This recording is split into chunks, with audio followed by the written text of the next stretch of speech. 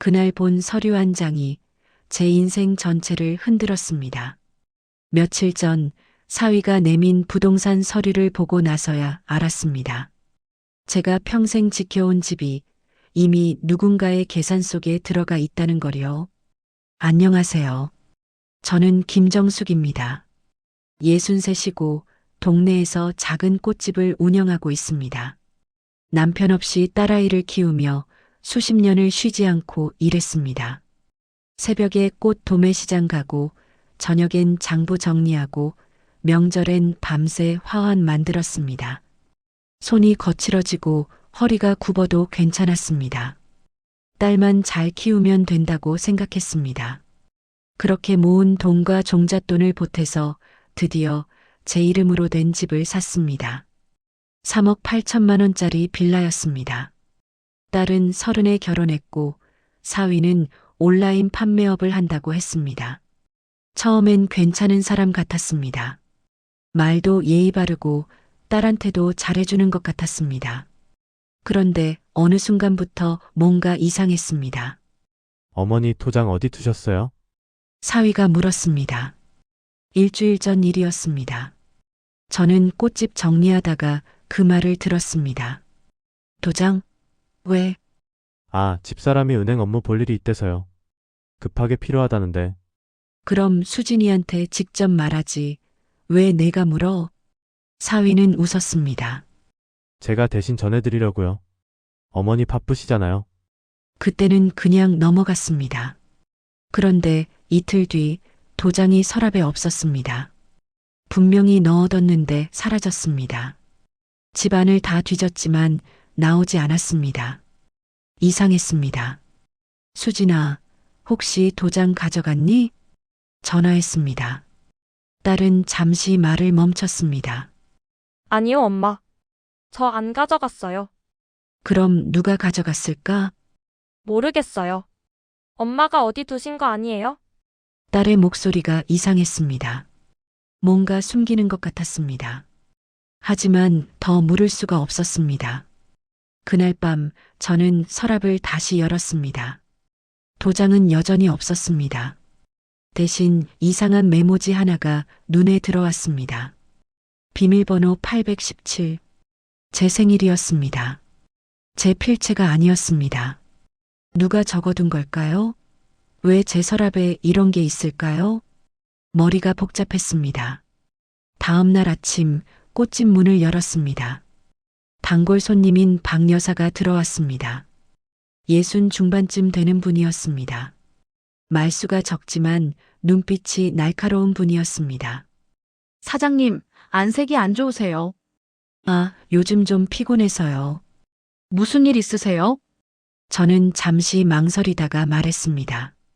도장을 잃어버렸어요. 박 여사의 표정이 굳었습니다. 도장이요? 언제요? 며칠 전부터요. 집안에 분명히 뒀는데 사라졌어요. 혹시 누가 가져간 건 아니에요? 그럴 리가요. 집에 저랑 딸이랑 사위밖에 없는데 박 여사는 아무 말도 하지 않았습니다. 그냥 국화 한 다발을 사서 나갔습니다. 그날 저녁 딸이 집에 왔습니다. 얼굴이 상했습니다. 눈 밑에 다크서클이 짙었고 입술이 바짝 말라 있었습니다.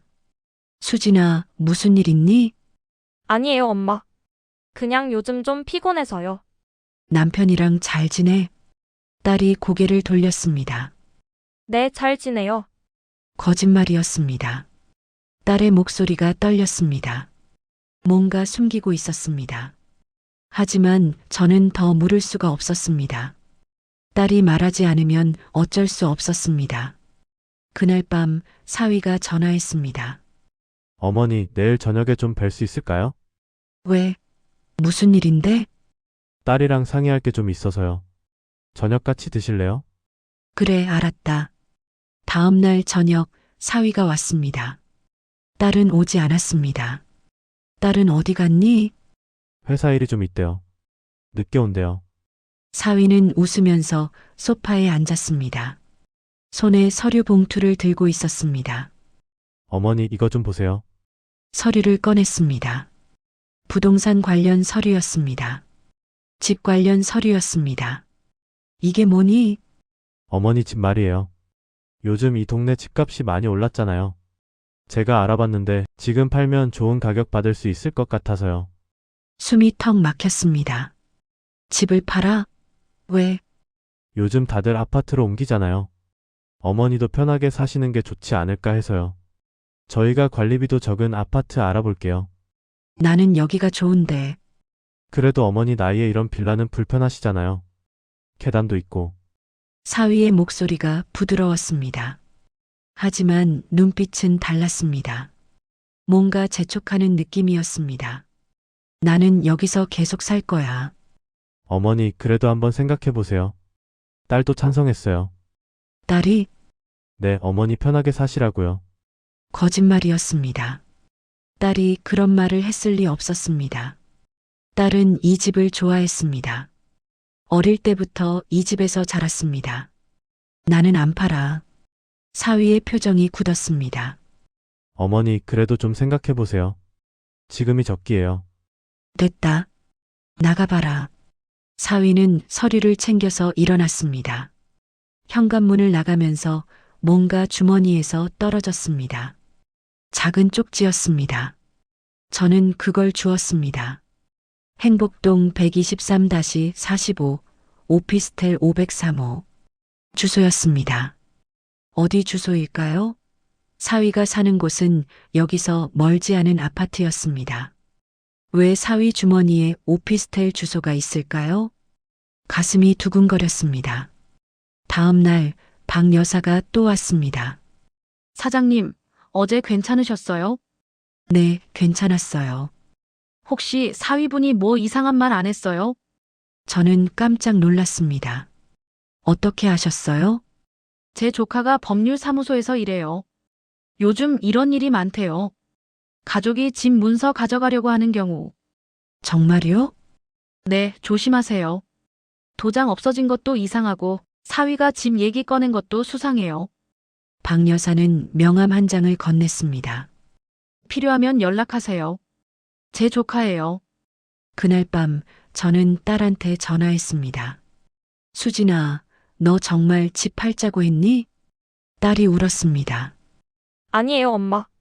저 그런 말 안 했어요. 그럼 남편이 왜 그런 말을 해? 모르겠어요. 요즘 남편이 이상해요. 뭐가 이상한데? 자꾸 엄마 집 얘기를 해요. 팔면 좋겠다고. 그 돈으로 사업 정리하고 새로 시작하자고. 사업이 안 되고 있구나. 네, 빚도 좀 있는 것 같아요. 다리가 풀렸습니다. 남편한테 엄마 도장이나 비밀번호 알려준 적 있니? 아니요, 없어요. 왜요? 도장이 없어졌어. 그리고 내 서랍에 비밀번호 적힌 메모지가 있었어. 딸이 숨을 삼켰습니다. 엄마 혹시 남편이? 모르겠다. 일단 조심해야 할 것 같아. 전화를 끊고 나서 저는 오피스텔 주소가 적힌 쪽지를 다시 봤습니다. 이게 뭘까요? 사위가 왜 이런 주소를 가지고 있을까요? 불안했습니다. 며칠 뒤 딸이 다급하게 전화했습니다. 엄마, 저 지금 집에 못 들어가요. 왜? 무슨 일이야? 남편이 도어락 비밀번호를 바꿨어요. 제가 들어가려고 하는데 안 열려요. 심장이 내려앉았습니다. 지금 어디야? 집 앞이요. 가만히 있어. 내가 지금 갈게. 저는 꽃집 문을 닫고 택시를 탔습니다. 딸이 사는 아파트까지 10분이 걸렸습니다. 딸은 현관 앞에서 떨고 있었습니다. 엄마, 딸이 제 품에 안겼습니다. 괜찮아. 엄마가 있어. 저는 초인종을 눌렀습니다. 사위가 나왔습니다. 어머니 왜 오셨어요? 문 열어. 딸이 못 들어간대. 아, 비밀번호 바꾼 거 깜빡했네요. 요즘 보안 때문에요. 거짓말이었습니다. 사위의 눈빛이 차가웠습니다. 당장 열어. 사위는 문을 열었습니다.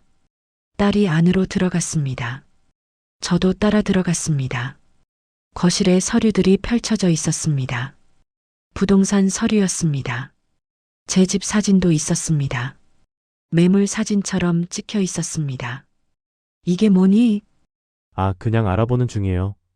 내가 안 판다고 했잖아. 어머니, 그래도 시세는 알아봐야 하잖아요. 사위는 태어냈습니다. 하지만 손이 떨리고 있었습니다. 나 집 안 팔아. 절대로. 네, 알겠습니다. 저는 딸을 데리고 나왔습니다. 딸이 울었습니다. 엄마 저 어떡해요? 남편이 너무 이상해요. 일단 엄마 집으로 가자. 거기서 생각하자. 그날 밤 딸과 저는 제 집에서 잤습니다. 딸은 계속 울었습니다.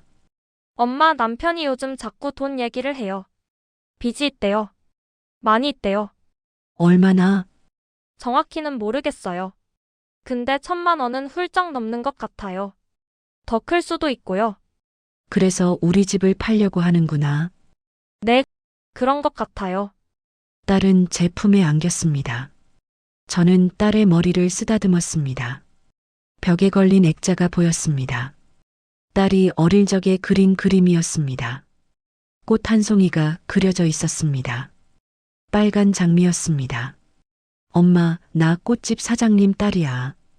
딸이 그렸을 때 한 말이었습니다. 그때는 웃었습니다. 이제는 눈물이 났습니다. 다음 날 아침, 저는 박 여사 조카에게 전화했습니다. 여보세요. 박 여사님한테 명함 받았습니다. 상담 좀 받고 싶은데요. 네, 언제 오실 수 있으세요? 오늘 오후에 갈게요. 법률사무소는 역 근처에 있었습니다. 젊은 변호사가 저를 맞았습니다. 어떤 일이세요? 저는 지금까지 있었던 일을 다 말했습니다. 도장 분실, 비밀번호 메모지, 사위의 집 매매 요구, 오피스텔 주소 쪽지. 변호사는 심각한 표정으로 들었습니다. 일단 가처분 신청하셔야 할 것 같아요. 사위가 임의로 집을 처분하지 못하게요. 그게 가능해요? 네, 가능합니다. 그리고 증거를 확보하셔야 해요. 통화 녹취, 문자, 서류 같은 거요. 알겠습니다. 집으로 돌아오는 길, 저는 멍했습니다. 이게 현실인가 싶었습니다. 제가 평생 모아서 산 집을 사위가 팔려고 하고 있었습니다. 그날 저녁 딸이 전화했습니다. 엄마 남편이 출장 간대요. 3일 동안. 어디로? 지방이래요. 근데 이상해요. 출장 가는 사람이 캐리어를 그렇게 많이 싸가나요? 가슴이 철렁했습니다. 캐리어? 네, 큰 거 2개요. 옷도 엄청 많이 챙기고. 혹시 출장 아닐 수도 있겠다. 네? 나중에 얘기할게. 전화를 끊고 저는 오피스텔 주소를 다시 봤습니다. 내일 거기 가봐야겠다고 생각했습니다. 다음 날 아침 저는 오피스텔로 향했습니다. 행복동 123-45번지 503호. 사위 주머니에서 떨어진 쪽지에 적힌 주소였습니다. 택시에서 내려 건물을 올려다봤습니다. 10층짜리 건물이었습니다. 깨끗했습니다. 신축인 것 같았습니다. 로비에 들어서자 경비원이 물었습니다. 어디 가세요? 503호요. 방문 예약 있으세요? 아니요. 아는 사람이 여기 사는데 깜짝 선물 주려고요. 경비원은 의심스러운 눈으로 저를 봤지만 막지는 않았습니다. 엘리베이터를 타고 5층에 올라갔습니다. 복도를 걸었습니다. 503호 앞에 섰습니다. 초인종을 눌렀습니다.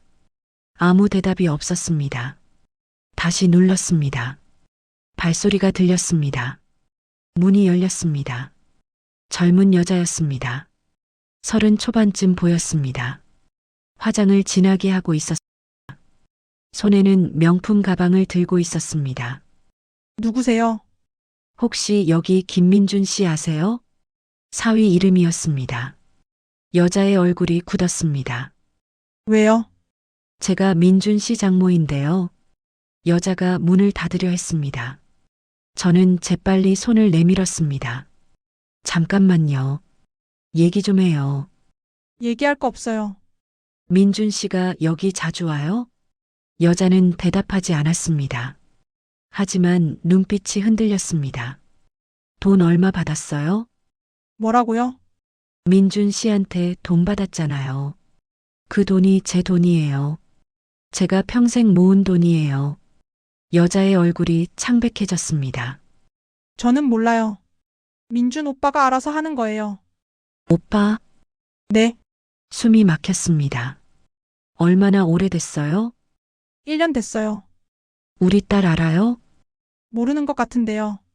다리가 풀렸습니다. 민준 오빠는 이혼할 거래요. 곧. 뭐라고요? 집 정리하면 이혼하고 저랑 재혼한대요. 귀가 먹먹했습니다. 그 집이 제 집이에요. 제가 평생 모은 돈으로 산 집이에요. 여자는 아무 말도 하지 않았습니다. 저는 돌아섰습니다. 엘리베이터를 탔습니다. 로비로 내려왔습니다. 밖으로 나왔습니다. 바람이 불었습니다. 눈물이 났습니다. 택시를 타고 집으로 돌아왔습니다. 딸이 기다리고 있었습니다. 엄마 어디 갔다 와요? 오피스텔 갔다 왔어. 오피스텔요? 내 남편 거기 여자 있어. 딸의 얼굴이 하얘졌습니다. 뭐라고요? 1년 됐대. 이혼하고 재혼한대. 딸이 주저앉았습니다. 거짓말이죠? 엄마가 직접 봤어.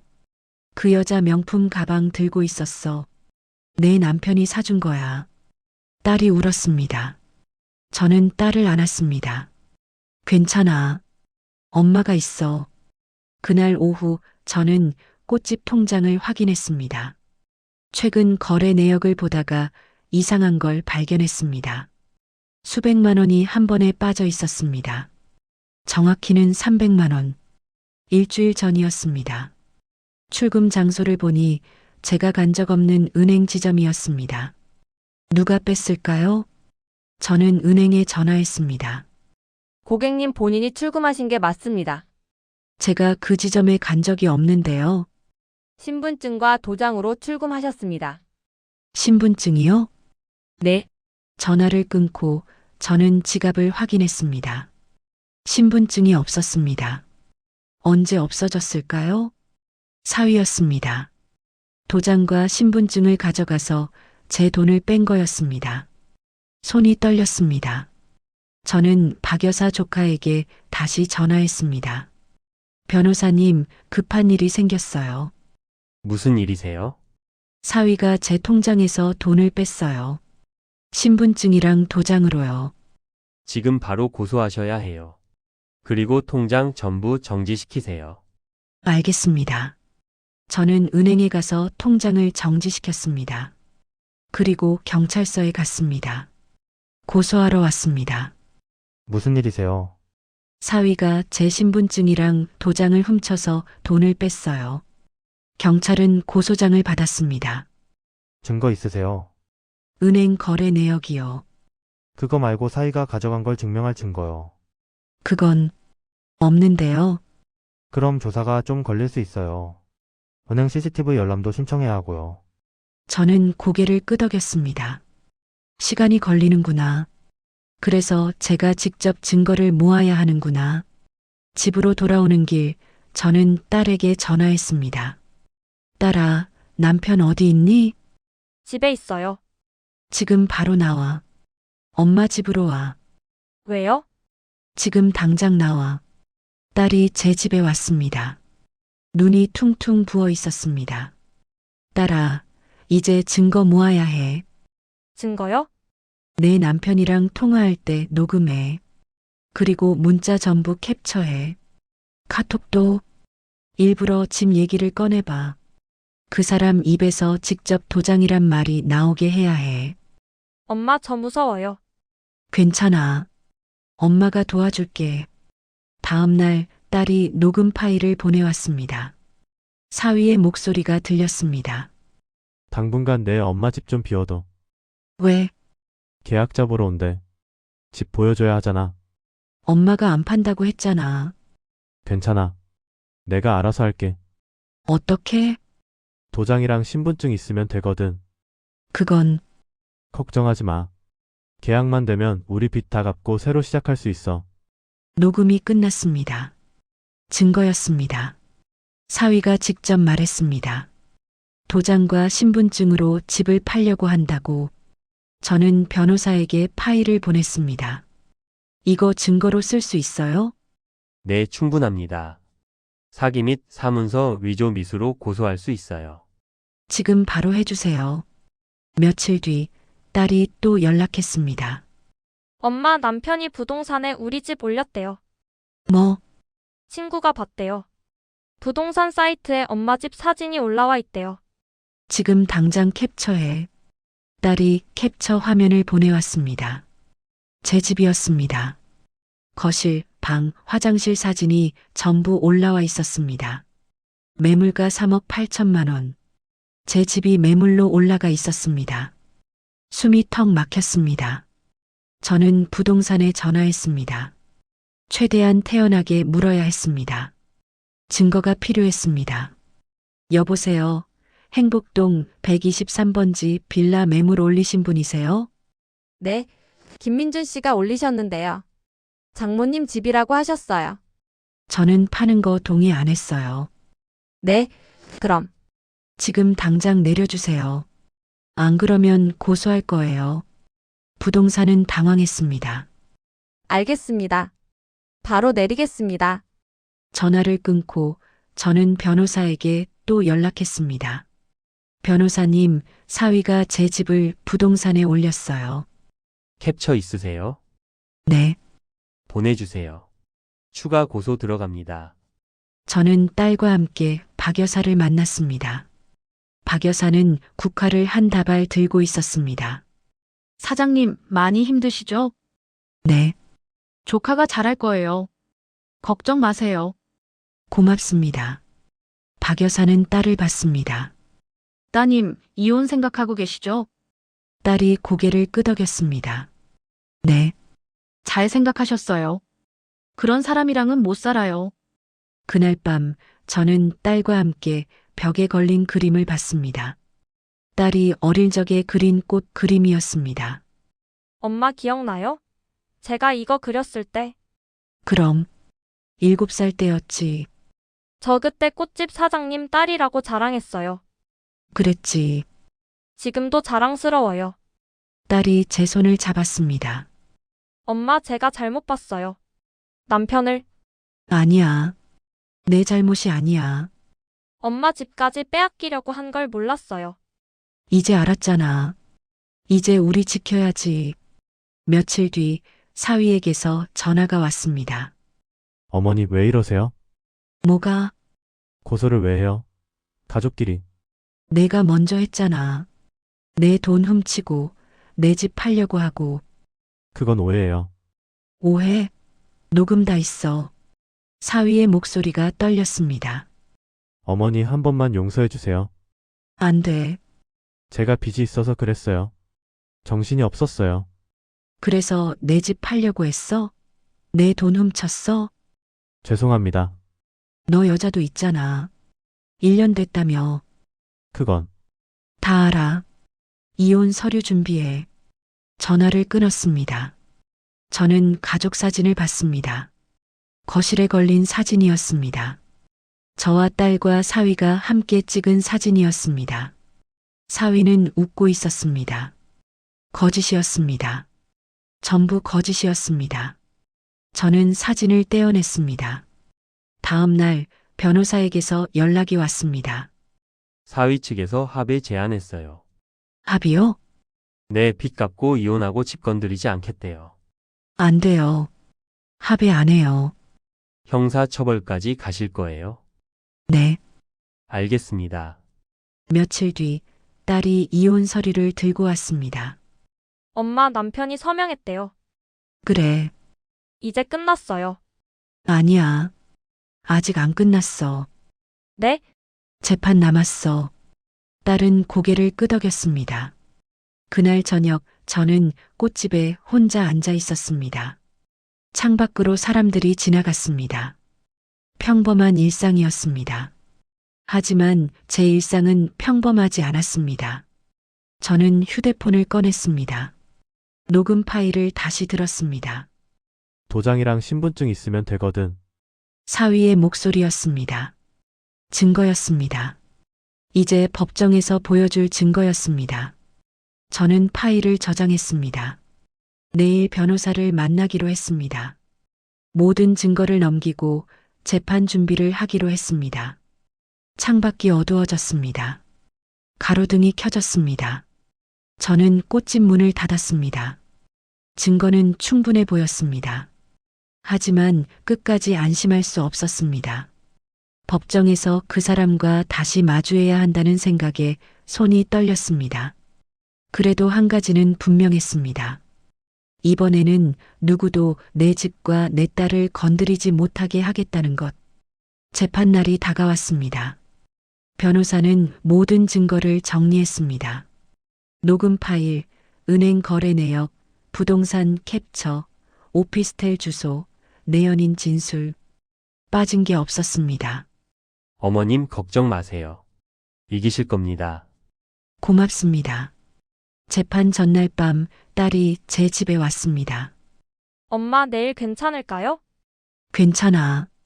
우리가 진실을 말하면 돼. 저 무서워요. 엄마가 있잖아. 딸은 제 품에 안겼습니다. 저는 딸의 머리를 쓰다듬었습니다.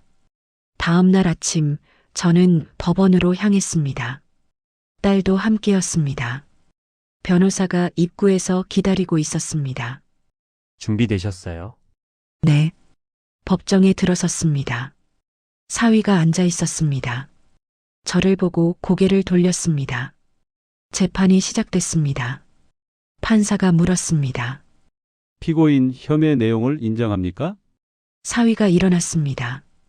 저는 잘못은 했지만 사기 의도는 없었습니다. 그냥 피 때문에 급했을 뿐입니다. 변호사가 증거를 제출했습니다.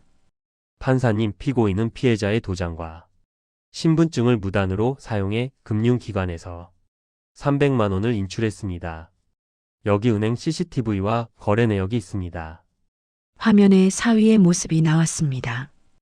은행 창구에 서서 돈을 받는 모습이었습니다. 사위의 얼굴이 창백해졌습니다. 그리고 피고인은 피해자 소유의 부동산을 무단으로 매물로 등록했습니다. 여기 부동산 사이트 캡처와 중개인 진술서가 있습니다. 사위는 아무 말도 하지 못했습니다. 저는 일부러 아무 말도 하지 않았습니다. 저 사람이 끝까지 빚 때문에 어쩔 수 없었다고 변명하게 두었습니다. 그리고 이제 우리가 준비한 마지막 카드를 꺼내기로 했습니다. 변호사가 녹음 파일을 틀었습니다. 도장이랑 신분증 있으면 되거든. 사위의 목소리였습니다. 법정에 울려 퍼졌습니다. 계약만 되면 우리 빚 다 갚고 새로 시작할 수 있어.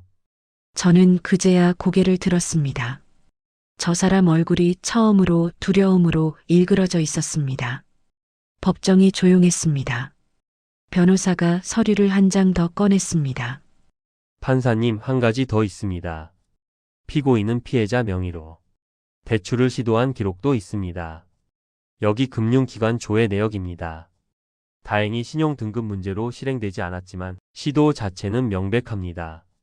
저는 숨이 막혔습니다. 그런 것까지 있었다니. 제가 몰랐던 일이 또 있었습니다.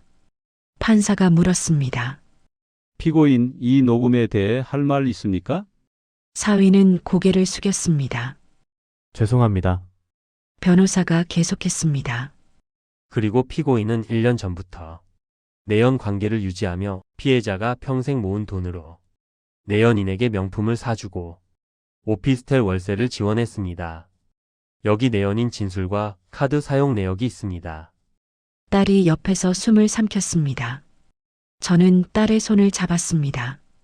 판사가 사위를 봤습니다. 피고인은 가족을 기만하고 타인의 재산을 무단으로 처분하려 했습니다.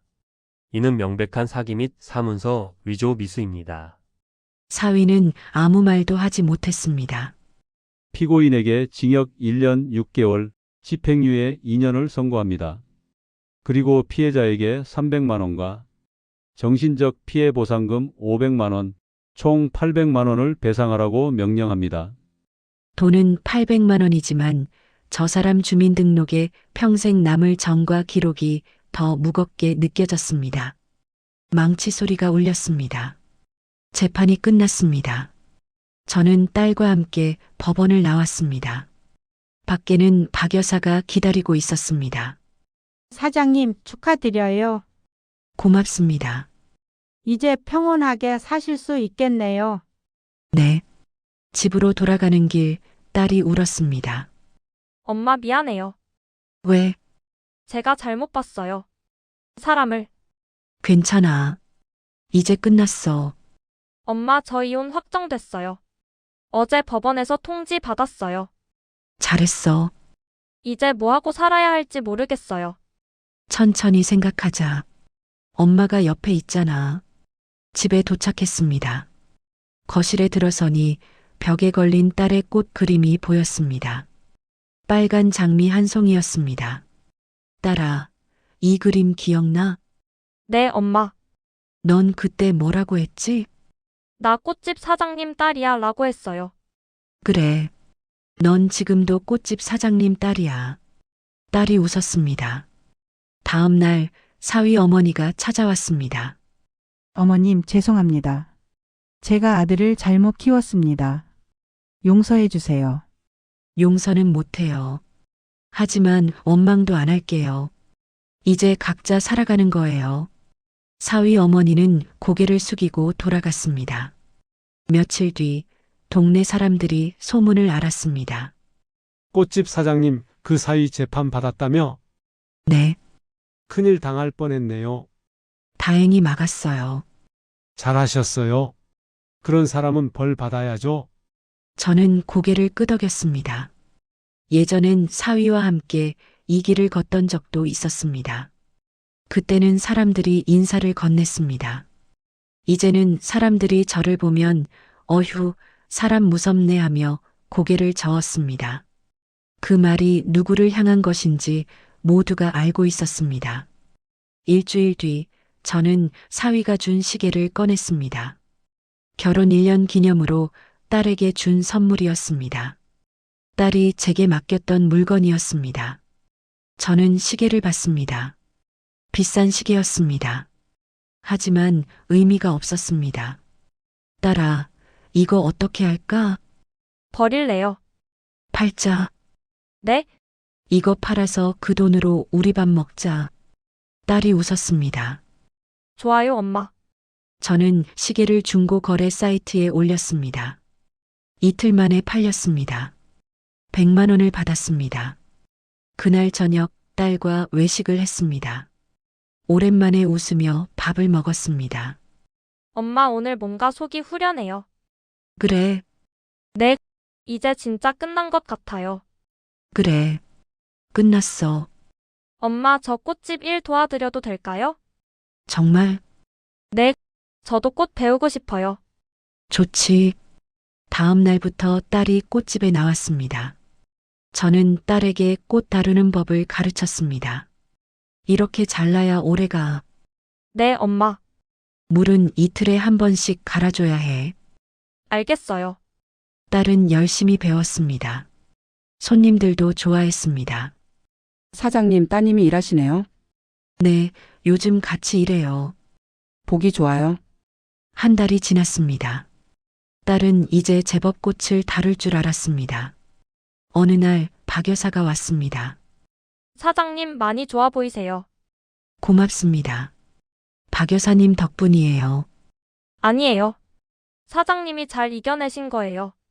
조카분께도 인사 전해주세요. 그럴게요. 박 여사는 백합 한 다발을 샀습니다. 저녁이 되었습니다. 저는 딸과 함께 꽃집 문을 닫았습니다. 엄마 오늘 하루도 수고했어요. 너도 수고했어. 집으로 걸어가면서 저는 하늘을 올려다봤습니다. 별이 빛나고 있었습니다. 딸아, 네, 엄마. 우리 잘 살자. 네, 엄마. 꼭요. 저는 딸의 손을 잡았습니다. 따뜻했습니다. 집에 도착했습니다. 현관문을 열었습니다. 제 이름으로 된 집이었습니다. 평생 지켜온 집이었습니다. 거실에 불을 켰습니다. 벽에 걸린 딸의 꽃 그림이 보였습니다. 엄마 저 새 그림 그릴래요. 뭘? 우리 둘이 꽃집 앞에 서 있는 그림요. 좋지. 딸이 웃었습니다. 저도 웃었습니다. 모든 게 끝났습니다. 이제 새로운 시작이었습니다. 저는 창문을 열었습니다. 바람이 들어왔습니다. 내일도 꽃집 문을 열 겁니다. 딸과 함께, 그리고 손님들에게 꽃을 팔 겁니다. 평범한 일상이지만 이제는 평온합니다. 아무도 빼앗지 못할 일상입니다.